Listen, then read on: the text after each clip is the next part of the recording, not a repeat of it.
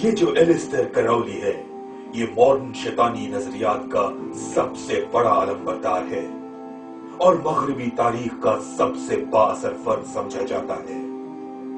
گزشتہ 2 عالمی جنگوں میں کراؤلی برطانوی اور امریکی خفیہ ایجنسیوں کے لیے جاسوسی کرتا تھا اور اس کی شہرت شیطانی نظریات اور غیر اخلاقی لائف سٹائل کی وجہ سے زیادہ رہی۔ اسے عالمی میڈیا نے دنیا کا بدترین ذہن رکھنے والا شخص قرار دیا۔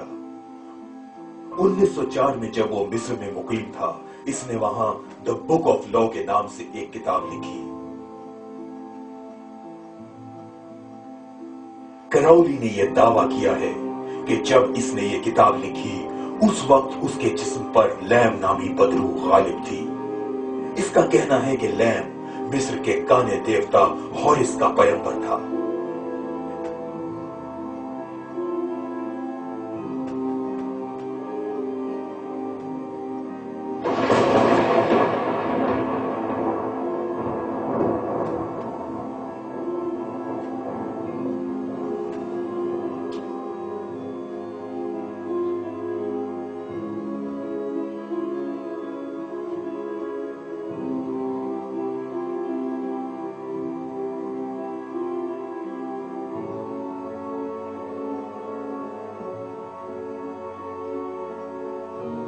کراؤلی نے اس زمانے میں ہٹلر سے بھی خفیہ میٹنگ کی تھی۔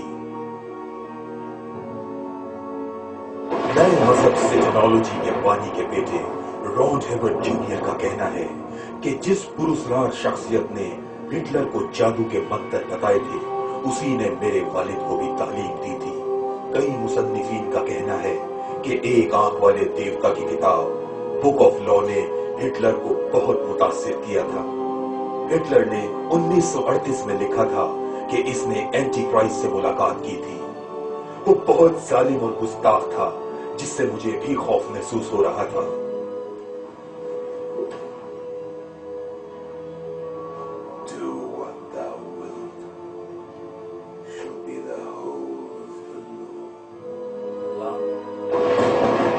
بک آف لا میں لکھا ہے کہ جو تم چاہو گے وہی قانون پر درجہ رکھتا ہے۔ اس کتاب کا پیغام یہ ہے کہ قارئین خدا کو بھول جائیں اور کسی بھی عمل کا کوئی نتیجہ نہیں ہوتا۔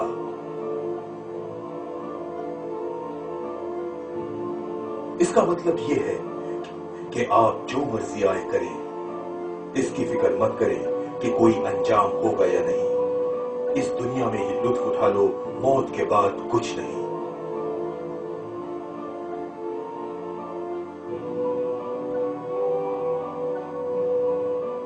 اس بات کو ذہن میں رکھیں کہ ایلیسٹر کراؤلی کو فری میسن سوسائٹی کی جانب سے 33واں لیول دیا گیا تھا جو اس خفیہ تنظیم کا سب سے اونچا درجہ رکھتا ہے۔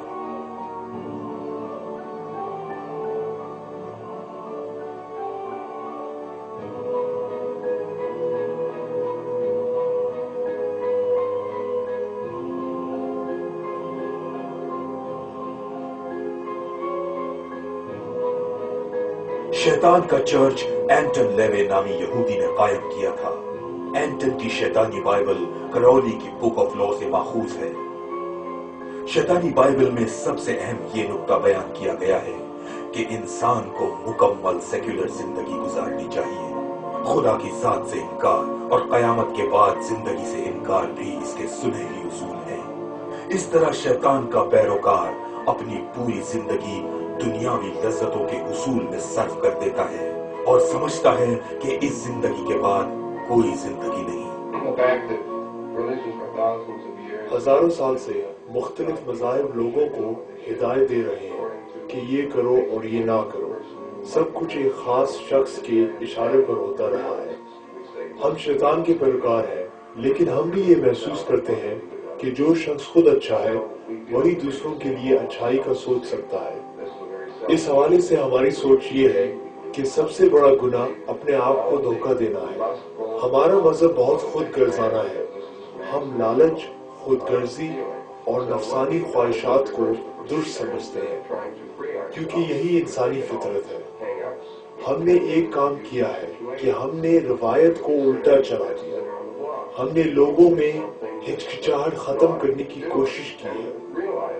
میں کسی بھی جنسی خواہش کو پورا کر سکتا ہوں اور اس طرح کی حرکت کرنے میں شرمندہ نہیں ہوتا، اور نہ ہی مجھے اس بات کا خوف ہے کہ جرگہ یا اخلاقی کونسل میرے خلاف کیس کرے۔ ہم یہ چاہتے ہیں کہ انسانوں کو اپنی پسند کا ہر کام کرنے کی آزادی ہونی چاہیے۔ اگر کوئی لڑکی اسقاط حمل کرانا چاہتی ہے تو اس میں کسی قسم کی رکاوٹ نہیں ہونی چاہیے۔